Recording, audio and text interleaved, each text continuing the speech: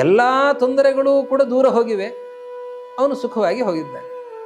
ಹಾಗಾದರೆ ಈ ತೊಂದರೆಯನ್ನು ಹೇಗೆ ಪರಿಹಾರ ಮಾಡಬೇಕು, ಆ ತೊಂದರೆಯನ್ನು ಹೇಗೆ ಪರಿಹಾರ ಮಾಡಬೇಕು ಅಂತನ್ನೋದಕ್ಕಿಂತ ನಾವು ಮುಖ್ಯವಾಗಿ ಮಾಡಬೇಕಾದಂತಹ ಕೆಲಸ ಏನು ಅಂದರೆ ದೇವರು ನಮ್ಮ ಕೈಯಲ್ಲಿರಬೇಕು, ದೇವರು ನಮ್ಮ ಕೈಯನ್ನು ಹಿಡಿಯಬೇಕು.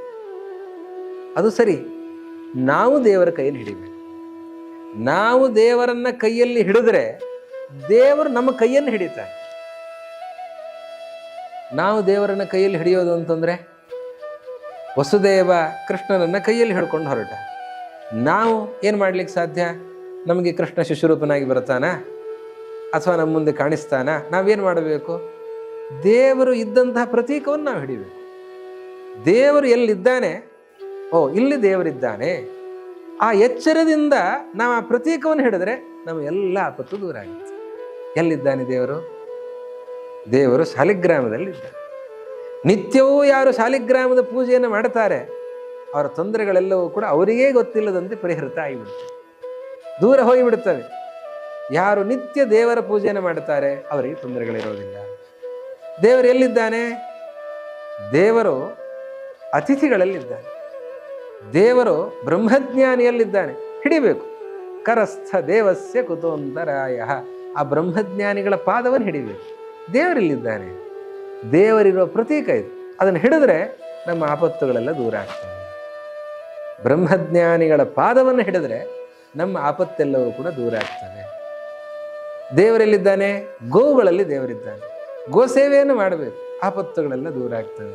ಹೀಗೆ ಎಲ್ಲೆಲ್ಲಿ ದೇವರಿದ್ದಾನೆ ನಾವು ಅಲ್ಲಿ ಪೂಜೆಯನ್ನು ಸಲ್ಲಿಸಿದರೆ, ನಾವು ದೇವರನ್ನು ಹಿಡಿದ್ರೆ ದೇವರು ನಮ್ಮನ್ನು ಹಿಡಿತಾನೆ, ನಮ್ಮ ಆಪತ್ತುಗಳೆಲ್ಲವೂ ಕೂಡ ದೂರ ಆಗ್ತವೆ. ಹೀಗಾಗಿ ವಸುದೇವ ಯಾವುದೇ ಆತಂಕ ಇಲ್ಲದೇನೆ ಹೊರಟನಂತೆ. ಅಗಣ್ಯ ಗೋಗೋಕುಲ ಗೋಪನಾಶಮಭೀಪ್ಸಿತಾ ಸ್ವೇನ ಕರಿಷ್ಯಮಾಣಂ ಅಘಂ ಹಿ ಪೂರ್ವಂ ಪರಿಹರ್ತುಮೀಶತ್ ವವರ್ಷ ತಸ್ಮಿನ್ ಜಲದೋಧಿ ಮಾರ್ಗಂ. ಕೃಷ್ಣ ಅವನು ಹೊರಟಿದ್ದಾನೆ, ಹೊರ ಹೆಜ್ಜೆ ಹಾಕ್ತಾ ಇದ್ದಾನೆ. ವಸುದೇವ ಅಲ್ಲಿಯ ತನಕ ಮೋಡ ಇರಲಿಲ್ಲ. ಕೃಷ್ಣ ಬಂದ, ಹೇಳಿದ್ರು ಆವಾಗಲೇ ಮೋಡಗಳೆಲ್ಲ ದೂರ ಸರಿದಿದ್ದು ಅಂತ. ಕೃಷ್ಣ ಬಂದ, ಅವನ್ನ ವಸುದೇವ ಕರೆದುಕೊಂಡು ಹೊರಟಿದ್ದಾನೆ. ಆ ಸಂದರ್ಭದಲ್ಲಿ ಎಲ್ಲಿತ್ತೋ ಏನೋ ಮೋಡ ಬಂತಲ್ಲಿಗೆ. ಮಳೆ ಶುರುವಾಯಿತು, ಹನಿ ಹನಿ ಮಳೆ ಶುರುವಾಯಿತು. ಯಾಕೆ ಮಳೆ ಆಗ್ತಾ ಇದೆ? ಇಷ್ಟೊತ್ತು ಇಲ್ಲದ ಮಳೆ ಈಗ ಯಾಕೆ ಆಗ್ತಾ ಇದೆ? ಕೃಷ್ಣಾವತಾರ ಆದ ಮೇಲೆ ಮಳೆ ಯಾಕೆ ಆಗ್ತಾ ಇದೆ? ಅದಕ್ಕಂತಾರೆ ವಾದಿರಾಜರಂತಾರೆ, ಇಂದ್ರದೇವರು ಆ ಮಳೆಯನ್ನು ಸುರಿಸಿದ್ರಂತೆ, ಬೇಕು ಅಂತಲೇ ಸುರಿಸಿದ್ರಂತೆ. ಯಾಕೆ ಸುರಿಸಿದರು? ಇದು ಎಂಥ ಮಳೆ? ಇದು ಹನಿ ಮಳೆ, ಜೋರಾದಂತಹ ಮಳೆ ಅಲ್ಲ. ಇದು ತುಂತುರು ಹನಿಗಳು ಉದುರ್ತಾ ಇವೆ ಅಷ್ಟೇ. ಆ ರೀತಿಯ ಮಳೆ ಆಗ್ತಾ ಇದೆ. ಅದು ಯಾಕೆ ಅಂದರೆ ಕೃಷ್ಣನ ಹತ್ತಿರ ಒಮ್ಮೆ ಕೃಷ್ಣ ನೋಡಲಿ ಅಂತ. ಯಾಕೆ ಅಂತಂದರೆ ಇಂದ್ರದೇವರು ಕೈ ಮುಗಿದು ನಿಂತಿದ್ದಾರಂತೆ. ಕೃಷ್ಣ ನೋಡ್ತಾ ಇಲ್ಲ, ಅದಕ್ಕೆ ತುಂತುರು ಮಳೆ ಹನಿ ಸುರಿಸಿದ್ರಂತೆ. ಕೃಷ್ಣ ನೋಡಲಿ ಅಂತ. ಯಾಕೆ ನೋಡಬೇಕಾಗಿದೆ? ಕೃಷ್ಣ ತಪ್ಪು ಮಾಡುತ್ತೇನೋ ಮುಂದೆ ಮಾಡುವ ತಪ್ಪಿಗೆ ಈಗಲೇ ಪ್ರಾಯಶ್ಚಿತ್ತ ಮಾಡ್ಕೊಳ್ತಾ ಇದ್ದಾರಂತೆ. ಇಂದ್ರದೇವರು ಮುಂದೆ ತಪ್ಪು ಮಾಡಲಿಕ್ಕಿದೆ. ಏನು ತಪ್ಪು ಮಾಡಲಿಕ್ಕಿದೆ? ಮಳೆ ಸುರಿಸಲಿಕ್ಕಿದೆ. ಎಂಥ ಮಳೆ ಸುರಿಸಲಿಕ್ಕಿದೆ? ಸಾಮರ್ಥಕ ಅಂತ ಪ್ರಳಯ ಕಾಲದಲ್ಲಿ ಮಳೆಯನ್ನು ಸುರಿಸುವಂತಹ ಮೋಡಗಳು. ಒಂದೊಂದು ಮಳೆಯ ಹನಿ ಅದು ಆನೆಯ ಸೊಂಡಿಲಿನಷ್ಟು ದಪ್ಪ. ಅಂತಹ ಮಳೆಯನ್ನು ಸುರಿಸಲಿಕ್ಕಿರುವಂತಹ ಇಂದ್ರದೇವರು ಈಗ ಮಳೆಯನ್ನು ಸುರಿಸಿ, ಹನಿ ಮಳೆಯನ್ನು ಸುರಿಸಿ, ಕೃಷ್ಣ ಮುಂದೆ ತಪ್ಪು ಮಾಡಲಿಕ್ಕಿದ್ದೇನೆ, ಅದಕ್ಕೆ ಕ್ಷಮಿಸು ಅಂತ ಕೇಳಿಕೊಳ್ಳೋದಕ್ಕೆ ಈಗ ತುಂತುರು ಮಳೆ ಹನಿಯನ್ನು ಸುರಿಸಿ ಪ್ರಾರ್ಥನೆಯನ್ನು ಮಾಡಿಕೊಳ್ತಾ ಇದ್ದಾರೆ. ಯದೇಶ ದೇವೇಶಿ ತುರಗ್ರಜತ್ವಂ ಬಭಾರ ರೋಹಿಣ್ಯುದಯಾದ್ರಿಚಂದ್ರ ಅಘಸ್ಯ ತಸ್ಯ ಪ್ರಶಮೇಚ್ಛಯೇವ ಪಥಿವ್ರಜಂತಂ ಫಣಿಪಸ್ಸಿಷೇವೆ.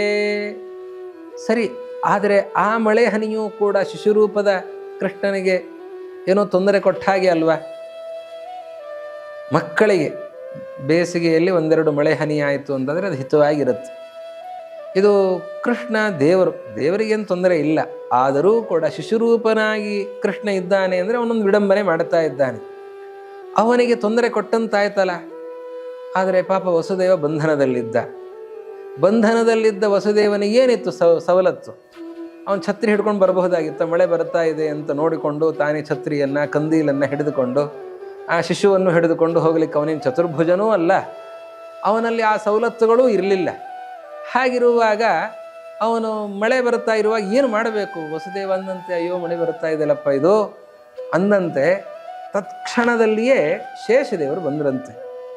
ಸಹಸ್ರ ಫಣಾಮಂಡಿತರಾದ ಶೇಷದೇವರು ಅಲ್ಲಿಗೆ ತಮ್ಮ ಹೆಡೆಯನ್ನು ಅಗಲಿಸಿ ಒಂದು ಹನಿ ಮಳೆಯೂ ಕೂಡ ಆ ಕೃಷ್ಣನಿಗೆ ತಾಗದಂತೆ ಅವರು ಹೆಡೆಯನ್ನು ಅಗಲಿಸಿ ಸೇವೆಯನ್ನು ಸಲ್ಲಿಸ್ತಾ ಇದ್ದಾರೆ. ಇಂದ್ರದೇವರು ಅವರು ಮಾಡುವಂತಹ ಅಪರಾಧದ ಪ್ರಾಯಶ್ಚಿತ್ತವನ್ನು ಮಾಡಿಕೊಂಡ್ರು. ಈಗ ಶೇಷದೇವರು ಹೆಡೆಯನ್ನು ಅಗಲಿಸಿ ಅವರು ಏನು ಮಾಡಿದರು ಅಂತಂದರೆ ಅವರೂ ಕೂಡ ಅದೇ ಕೆಲಸ ಮಾಡ್ತಾ ಇದ್ದಾರೆ. ಶೇಷದೇವರು ಬಲರಾಮನಾಗಿ ಅಣ್ಣನಾಗಿ ಅವತಾರ ಮಾಡಿದ್ದಾರೆ. ಅಣ್ಣನಾಗಿ ಅವತಾರ ಮಾಡಿರೋದ್ರಿಂದ ಕೃಷ್ಣ ಇವನು ನಮ್ಮ ಅಣ್ಣ ಅಂತ ಪುನಃ ಪುನಃ ನಮಸ್ಕಾರವನ್ನು ಮಾಡ್ತಾನೆ. ಅಯ್ಯೋ ದೇವರೇ, ನೀನು ಯಾಕಪ್ಪ ನಾನು ನಮಸ್ಕಾರ ಮಾಡ್ತಿ? ಕೇಳಬಾರದು. ಆದರೆ ಜಗತ್ತಿನಲ್ಲಿ ಹಾಗೆ ಹೇಳಲಿಕ್ಕೆ ಆಗೋದಿಲ್ಲ. ನೀನು ದೇವರು, ನೀನು ನನಗೆ ನಮಸ್ಕಾರ ಮಾಡಬಾರದು ಅಂತ ಹೇಳಲಿಕ್ಕಾಗೋದಿಲ್ಲ. ಅದಕ್ಕೇನು ಮಾಡಬೇಕು? ಮೊದಲೇ ಸೇವೆಯನ್ನು ಸಲ್ಲಿಸಿ ಮುಂದೆ ಮಾಡುವಂತಹ ಪಾಪದ ಪರಿಹಾರವನ್ನು ಆ ಬಲರಾಮನ ಅವತಾರ ಮಾಡಿದಂತಹ ಶೇಷದೇವರು ಈಗ ಸೇವೆಯನ್ನು ಸಲ್ಲಿಸಿ ಕೃಷ್ಣನ ಹತ್ರ ಕೇಳಿಕೊಳ್ತಾ ಇದ್ದಾರೆ. ಹೀಗೆ ಶ್ರೀಕೃಷ್ಣ ಆ ದಾರಿಯಲ್ಲಿ ಸಾಗುತ್ತಾ ಇದ್ದಾನೆ. ದೇವತೆಗಳೆಲ್ಲ ಸಾಲುಗಟ್ಟಿ ನಿಂತಿದ್ದಾರೆ. ಎಲ್ಲರೂ ಕೂಡ ಇದ್ದಾರೆ. ಇಂದ್ರಾದಿ ದೇವತೆಗಳೆಲ್ಲರೂ ಕೂಡ ಇದ್ದಾರೆ. ಆ ಕಡೆ ಈ ಕಡೆ ಎಲ್ಲ ಕಡೆಯಲ್ಲೂ ಕೂಡ ಸೇರಿಕೊಂಡಿದ್ದಾರೆ. ಅವರೆಲ್ಲ ಏನು ಮಾಡ್ತಿದ್ದಾರೆ ಅಂದರೆ ನಮಸ್ಕಾರ ಮಾಡ್ತಾ ಇದ್ದಾರೆ ಅಂತೆ. ಕೃಷ್ಣನಿಗೆ ಪುನಃ ಪುನಃ ನಮಸ್ಕಾರ ಮಾಡ್ತಾ ಇದ್ದಾರೆ. ಯಾಕೆ ನಮಸ್ಕಾರ ಮಾಡ್ತಾ ಇದ್ದಾರೆ? ಒಂದು ಸರ್ತಿ ನಮಸ್ಕಾರ ಮಾಡಿದರೆ ಸಾಕು, ಮತ್ತೆ ಮತ್ತೆ ನಮಸ್ಕಾರ ಮಾಡ್ತಾರೆ. ಒಬ್ಬರು ನಮಸ್ಕಾರ ಮಾಡಿದರೆ ಸಾಕು, ಎಲ್ಲರೂ ನಮಸ್ಕಾರ ಮಾಡ್ತಾರೆ. ಪುನಃ ಪುನಃ ನಮಸ್ಕಾರವನ್ನು ಮಾಡ್ತಾರೆ. ವಾದಿರಾಜರು ಒಂದು ವಿನೋದವನ್ನು ಮಾಡ್ತಾರೆ. ವಿರಿಂಚ ವೈರಿಂಚಿ ಮುಖಾಮರಾಲಿಹಿ ಪ್ರಬೋಧಯಂತೀವ ತದಾನನಾಮ ಪುರಾಣ ಪುಂಸಃ ಪುರುಷೋತ್ತಮಸ್ಯ ನಮಸ್ಕೃತಿಂ ಲೋಕವಿಡಂಬಕಸ್ಯ. ದೇವತೆಗಳು, ಬ್ರಹ್ಮರುದ್ರಾದಿ ಸಮಸ್ತ ದೇವತೆಗಳು ಕೂಡ ಆ ಕೃಷ್ಣನಿಗೆ ನಮಸ್ಕಾರವನ್ನು ಮಾಡ್ತಾ ಇದ್ದಾರೆ. ಕೃಷ್ಣ ಅಂತಾರೆ, ಸ್ತೋತ್ರ ಮಾಡ್ತಾರೆ, ನಮಸ್ಕಾರ ಮಾಡ್ತಾರೆ. ಹಾಗೆ ಯಾಕೆ ಮಾಡ್ತಿದ್ದಾರೆ? ಕೃಷ್ಣ ಒಮ್ಮೆ ನೋಡಲಿ ಅಂತ ಸ್ತೋತ್ರವನ್ನು ಮಾಡ್ತಾರೆ, ವಾದ್ಯಗಳನ್ನು ಮೊಳಗಿಸ್ತಾರೆ. ಅದರಿಂದ ಕೃಷ್ಣ ಗಮನಿಸ್ತಾನೆ. ಗಮನಿಸಿದಾಗ ಇವರೇನು ಮಾಡ್ತಾರೆ? ನಮಸ್ಕಾರ ಮಾಡ್ತಾರೆ. ಹಾಗೆ ಪುನಃ ಪುನಃ ಯಾಕೆ ನಮಸ್ಕಾರ ಮಾಡ್ತಾರೆ? ವಾದಿರಾಜರಂತಾರೆ, ಇವನು ನಾರಾಯಣ ಈಗ ಕೃಷ್ಣನಾಗಿ ಅವತಾರ ಮಾಡಿದ್ದಾನೆ. ನಾರಾಯಣ ಯಾರಿಗಾದರೂ ನಮಸ್ಕಾರ ಮಾಡಿದ್ದಿದೆಯಾ? ಅವನು ಯಾರಿಗೂ ನಮಸ್ಕಾರ ಮಾಡಲೇ ಇಲ್ಲ. ಅವನು ದೇವರು ಯಾರಿಗೆ ನಮಸ್ಕಾರ ಮಾಡಬೇಕು ಹೇಳಿ? ಅವನು ದೇವರಾದ್ದರಿಂದ ಯಾರಿಗೂ ನಮಸ್ಕಾರ ಮಾಡುವಂತಹ ಪ್ರಸಂಗವೇ ಇಲ್ಲ. ಅವನು ನಮಸ್ಕಾರ ಮಾಡಿಸಿಕೊಂಡು ಗೊತ್ತೇ ಹೊರತಾಗಿ ನಮಸ್ಕಾರ ಮಾಡಿ ಗೊತ್ತಿಲ್ಲ. ಊಟ ಮಾಡಿ ಗೊತ್ತೇ ಹೊರತು ಅಡುಗೆ ಮಾಡಿ ಗೊತ್ತಿಲ್ಲ ಅಂತಾದರೆ ಯಾವತ್ತಾದ್ರೂ ಅಡುಗೆ ಮಾಡ್ಲಿಕ್ಕೆ ಸಾಧ್ಯ ಇದೆಯಾ? ಇಲ್ಲ ರೀ, ನನಗೆ ಊಟ ಮಾಡಿ ಅಭ್ಯಾಸ ಇದೆ. ಹೌದಪ್ಪ, ಊಟ ಮಾಡಿ ಅಭ್ಯಾಸ ಇದೆ, ಅಡುಗೆ ಮಾಡಿ ಅಭ್ಯಾಸ ಇಲ್ಲಲ್ಲ. ಹಾಗೆ ಇವರು ನಮಸ್ಕಾರ ಮಾಡಿಸಿಕೊಂಡು ಗೊತ್ತಿದೆ ಹೊರತಾಗಿ ನಮಸ್ಕಾರ ಮಾಡಿ ಗೊತ್ತಿಲ್ಲಲ್ಲ. ನಮಸ್ಕಾರ ಮಾಡಿ ಗೊತ್ತಿಲ್ಲದ ಕೃಷ್ಣ ಈಗ ನೋಡಿ, ಮರ್ತ್ಯಾವತಾರಸ್ಯ ಮರ್ತ್ಯ ಶಿಕ್ಷಣಂ, ಭೂಮಿಯಲ್ಲಿ ಅವತಾರ ಮಾಡಿದಾಗ ಮಾನವರಂತಿರಬೇಕು. ಮಾನವರ ಮಧ್ಯದಲ್ಲಿ ಅವಾಗೇನು ಮಾಡಬೇಕು? ತಂದೆ ಅಂತ ಒಬ್ಬರಿಗೆ ನಮಸ್ಕಾರ ಮಾಡಬೇಕು, ತಾಯಿ ಅಂತ ಒಬ್ಬರಿಗೆ ನಮಸ್ಕಾರ ಮಾಡಬೇಕು, ಗುರುಗಳು ಅಂತ ಇನ್ನೊಬ್ಬರಿಗೆ ನಮಸ್ಕಾರ ಮಾಡಬೇಕು. ಹೀಗೆ ಪ್ರತಿಯೊಬ್ಬರಿಗೂ ಕೂಡ ತಲೆ ಬಾಗಬೇಕು, ನಮಸ್ಕಾರ ಮಾಡಬೇಕು. ಆದರೆ ಇವರು ನಮಸ್ಕಾರ ಮಾಡಿಯೇ ಗೊತ್ತಿಲ್ಲ. ಅದಕ್ಕೇನು ಮಾಡಬೇಕು? ಶಿಕ್ಷಣವನ್ನು ಕೊಡಬೇಕು. ಯಾರಿಗೆ ಯಾವುದು ಗೊತ್ತಿಲ್ಲ ಅದು ಶಿಕ್ಷಣವನ್ನು ಕೊಡಬೇಕಲ್ಲ. ನಮಸ್ಕಾರ ಮಾಡಿ ಅಭ್ಯಾಸ ಇರುವಂಥವ್ರು, ಚೆನ್ನಾಗಿ ಅಭ್ಯಾಸ ಇರುವಂಥವ್ರು ಬ್ರಹ್ಮಾದಿ ದೇವತೆಗಳು. ಇವನಿಗೆ ನಮಸ್ಕಾರ ಮಾಡಿ ಗೊತ್ತಿಲ್ಲ. ಅದಕ್ಕೆ ಕೃಷ್ಣ ನಮಸ್ಕಾರ ಹೀಗಿರ್ತದ, ಹೀಗೆ ನಮಸ್ಕಾರ ಮಾಡಬೇಕು ಅಂತ ತೋರಿಸುವಂತೆ ಆ ದೇವತೆಗಳು ಪುನಃ ಪುನಃ ನಮಸ್ಕಾರವನ್ನು ಶ್ರೀಕೃಷ್ಣನಿಗೆ ಮಾಡ್ತಾ ಇದ್ದಾರೆ. ಹಾಗೆ ಶ್ರೀಕೃಷ್ಣ ಮುಂದೆ ಸಾಗಿದ್ದಾನೆ. ಅಲ್ಲಿ ಸಾಗುವಾಗ ಯಮುನೆ ತುಂಬಿ ಹರಿತಾ ಇದ್ದಾಳೆ. ಹರಿತಾ ಇರುವಂತಹ ಯಮುನೆ ಭಾರೀ ಪ್ರವಾಹ. ಅದರಲ್ಲಿ ಸುಳಿಗಳು ಜಾಸ್ತಿ, ನೀರು ಜಾಸ್ತಿ, ಪಾತ್ರವೂ ಬಹಳ ದೊಡ್ಡದು, ಆಳವೂ ಜಾಸ್ತಿ. ಆದರೆ ಇಷ್ಟೇ ವ್ಯತ್ಯಾಸ ಗಂಗೆಗೂ ಯಮುನೆಗೂ. ಗಂಗೆ ವೇಗ ಜಾಸ್ತಿ, ಯಮುನೆಗಿಂತ ಗಂಗೆಯಲ್ಲಿ ವೇಗ. ಆದರೆ ಯಮುನೆಯಲ್ಲಿ ಪಾತ್ರ ದೊಡ್ಡದು, ಆಳವೂ ಜಾಸ್ತಿ. ಇಂತಹ ಸನ್ನಿವೇಶದಲ್ಲಿ ಅದು ಮಳೆಗಾಲ ಮುಗಿದು ಈ ಹಂತದಲ್ಲಿ ನೀರು ಹೆಚ್ಚಾಗಿರುತ್ತದೆ. ವಸುದೇವ ಹೋಗೋದು ಹೇಗೆ? ವಸುದೇವ ವಿಚಾರ ಮಾಡಲಿಲ್ಲಂತ, ಆದರೆ ಯಮುನೆ ವಿಚಾರ ಮಾಡಿದ್ಲಂತ. ಬರ್ತಾ ಇರೋದು ಶ್ರೀಕೃಷ್ಣ. ಕೃಷ್ಣನನ್ನು ಕರೆದುಕೊಂಡು ವಸುದೇವನನ್ನು ಗಮನಿಸ್ತಾ ಇಲ್ಲ, ಕೃಷ್ಣ ಬರುತ್ತಾ ಇದ್ದಾನೆ. ನಮ್ಮ ಯಜಮಾನರು ಸುಮ್ಮನೆ ಇದ್ದರೆ ಹಿಂದೆ ನಮ್ಮ ಯಜಮಾನರನ್ನೇ ಶ್ರೀರಾಮಚಂದ್ರ ಶಿಕ್ಷಿಸಿಬಿಟ್ಟ. ಅವನ ದೃಷ್ಟಿಯಿಂದಲೇ ಸಮುದ್ರದ ಎಷ್ಟೋ ಭಾಗ ಒಣಗಿ ಹೋಯಿತು. ಸೇತು ಬಂಧನ ಮಾಡುವ ಮೊದಲು ಶ್ರೀರಾಮಚಂದ್ರ ಸಮುದ್ರದ ತೀರದಲ್ಲಿ ಇರುತ್ತಾನೆ.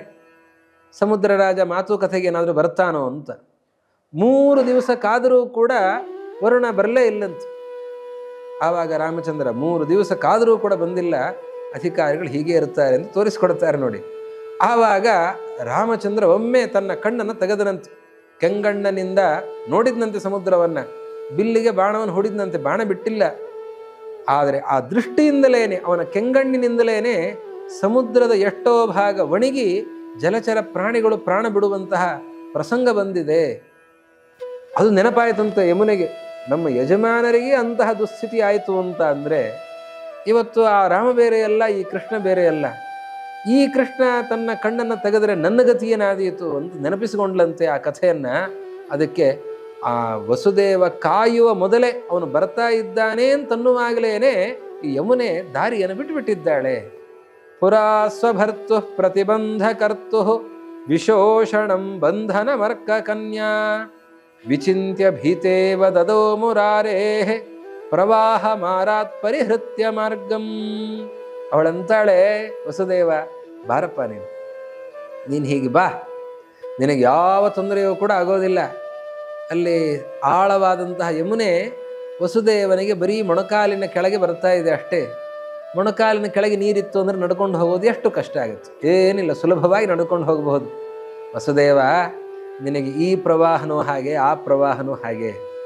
ಯಮುನಾ ಪ್ರವಾಹ ನಿನಗೆ ಹೇಗೆ ಸರಳ ಆಗಿದೆಯೋ, ಕೃಷ್ಣನನ್ನು ಕೈಯಲ್ಲಿ ಹಿಡ್ಕೊಂಡಿದ್ದೀ ನೀನು, ನಿನಗೆ ಸಂಸಾರ ಸಮುದ್ರದ ಪ್ರವಾಹವೂ ಕೂಡ ಅಷ್ಟೇ ಸರಳವಾಗಿ ಬಿಟ್ಟಿದೆ. ನೀನು ಮೋಕ್ಷಕ್ಕೆ ಹೋಗೋದಕ್ಕೆ ಯಾವ ಶ್ರಮವೂ ಕೂಡ ಇಲ್ಲ, ನೀನು ಸುಖವಾಗಿ ಸಾಗತಿ ಅಂತ ತೋರಿಸ್ತಾ ಇದ್ದಾಳೆ ಯಮುನೆ.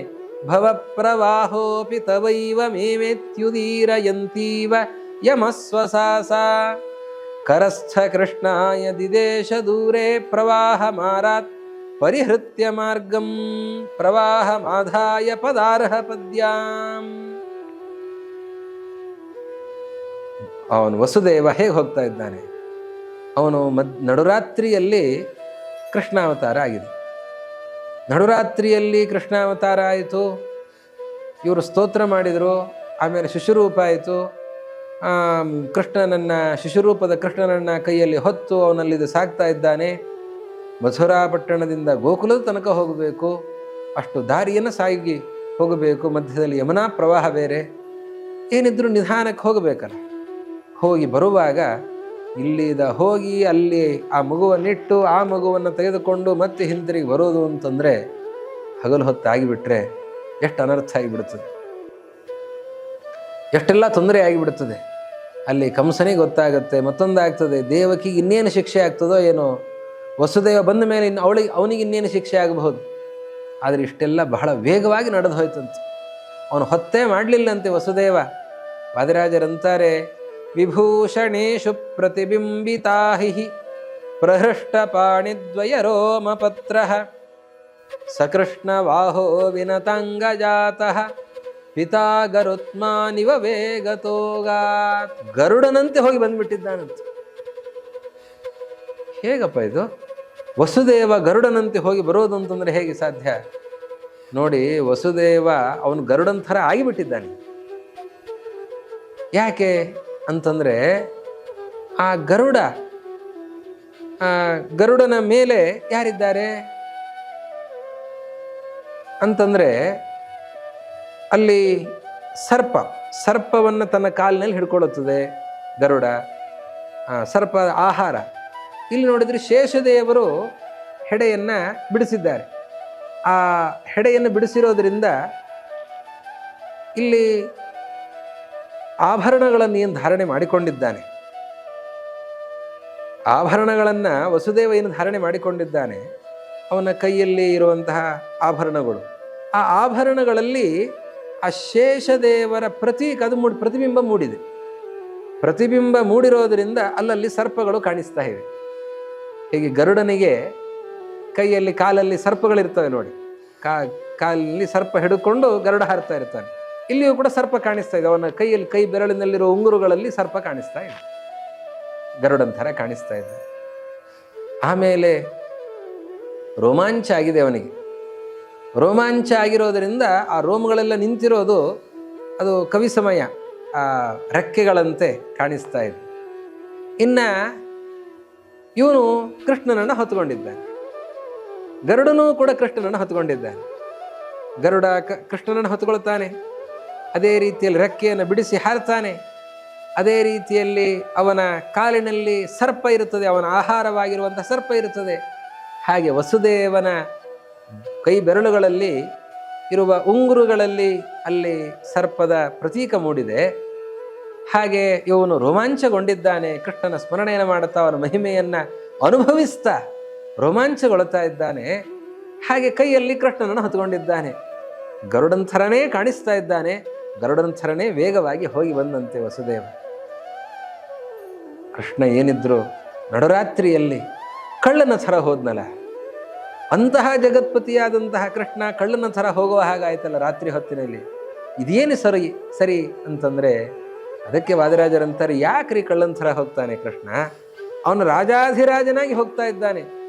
ಗರ್ಜದ್ವಾರ್ವಹ ದುಂದುಭಿಃ ಪರಿಪಠದ್ ಗಂಧರ್ವ ಬಂದಿಧ್ವನಿ ಹಸ್ತಾಬ್ಜೇ ಧ್ವಜ ಚಿಹ್ನಿತೆ ಸನಿವಸನ್ ಸತ್ಪುಷ್ಪಕ ಶ್ರೀಮುಷಿ ಸ್ವರ ಮುಕ್ತಾಮಲ ಮಾಲ್ಯ ಚಾಮರ ಗಣಶ್ಛತ್ರಾಯಿತಾಹೀಶ್ವರಃ ಶಕ್ರಾದ್ಯೈಃ ಪರಿವಾರಿತಃ ಪಥಿಯಯೋ ರಾಜಾಧಿರಾಜ ಪ್ರಭಃ.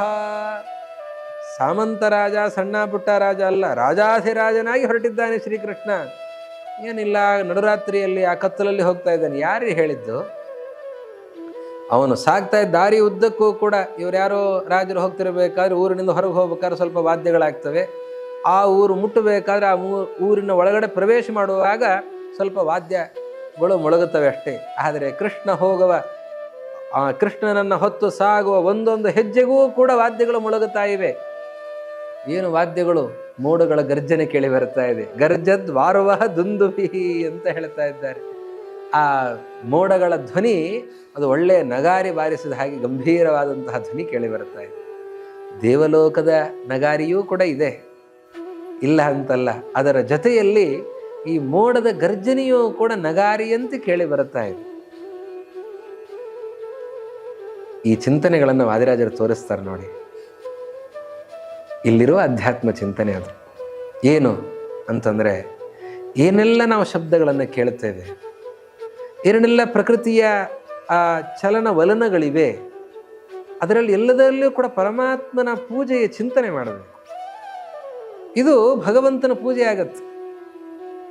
ನಾವು ನೋಡಿದ್ದು, ಕೇಳಿದ್ದು, ಮೂಸು ನೋಡಿದ್ದು ಪ್ರತಿಯೊಂದೂ ಕೂಡ ಭಗವಂತನ ಪೂಜೆ ಅಂತ ಚಿಂತನೆ ಮಾಡಿದರೆ ಪರಮಾತ್ಮ ಅದನ್ನು ಸ್ವೀಕರಿಸಿ ಅನುಗ್ರಹ ಮಾಡುತ್ತಾನೆ. ಹಾಗೆ ಈ ಅಧ್ಯಾತ್ಮ ಚಿಂತನೆಯನ್ನು ಮೂಡಿಸೋದಕ್ಕೋಸ್ಕರ ವಾದಿರಾಜರು ಕಾವ್ಯನೂ ಹೌದು, ಇದು ಅಧ್ಯಾತ್ಮವೂ ಹೌದು. ಆ ರೀತಿಯಲ್ಲಿ ವಾದಿರಾಜರು ಹೇಳ್ತಾರೆ, ಒಂದೇ ಕೆಲಸ ಎರಡೂ ಕಾರ್ಯವನ್ನು ಮಾಡುತ್ತಾ ಇದೆ ನೋಡಿ. ಹಾಗೆ ವಾದಿರಾಜರಂತಾರೆ, ಆ ಮೋಡದ ಗರ್ಜನೆ ಅದು ದುಂದುಭಿಯ ದೇವಲೋಕದ ನಗಾರಿ ಅಂತ ಕೇಳಿ ಬರುತ್ತಾ ಇದೆ. ಇನ್ನು ಗಂಧರ್ವರು ಅವರು ಗಾನವನ್ನು ಮಾಡುತ್ತಾ ಇದ್ದಾರೆ.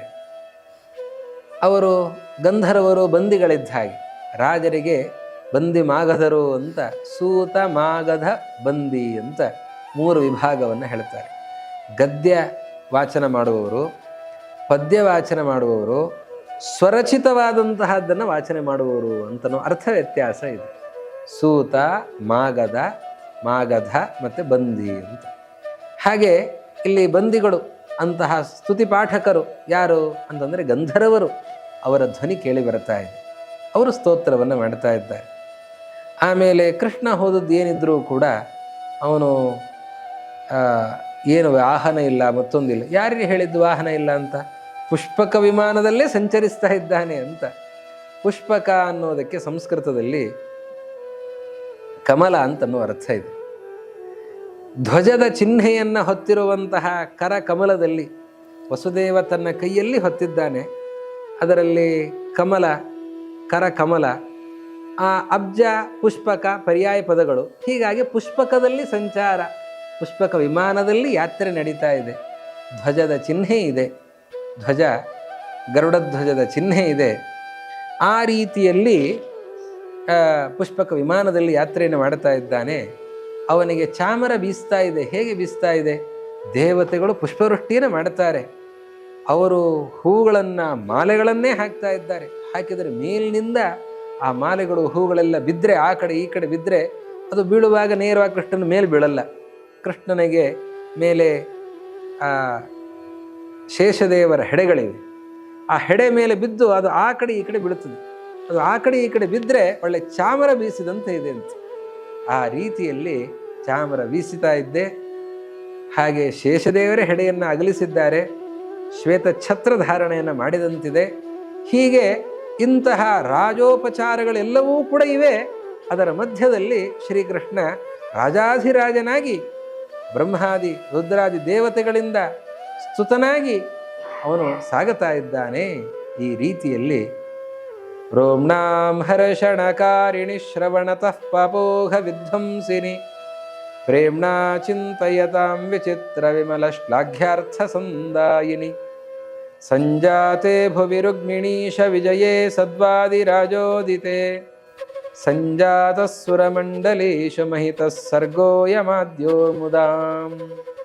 ರೋಮಾಂಚನಕಾರಿಯಾದ ಪಾಪಗಳನ್ನೆಲ್ಲವನ್ನು ಪರಿಹರಿಸುವಂತಹ, ಭಕ್ತಿಯಿಂದ ಚಿಂತನೆ ಮಾಡುವವರಿಗೆ ಸಕಲ ಇಷ್ಟಾರ್ಥಗಳನ್ನು ನೀಡುವಂತಹ, ಹಾಗೆ ಅನೇಕ ಅರ್ಥಗಳನ್ನು ತೋರಿಸಿಕೊಡುವಂತಹ ಇಂತಹ ವಾದಿರಾಜರು ರಚನೆ ಮಾಡಿರುವ ಈ ರುಕ್ಮಿಣೀಶ ವಿಜಯ ಮಹಾಕಾವ್ಯದ ಮೊದಲನೆಯ ಸರ್ಗ ಇಲ್ಲಿಗೆ ಆಗ್ತಾ ಇದೆ.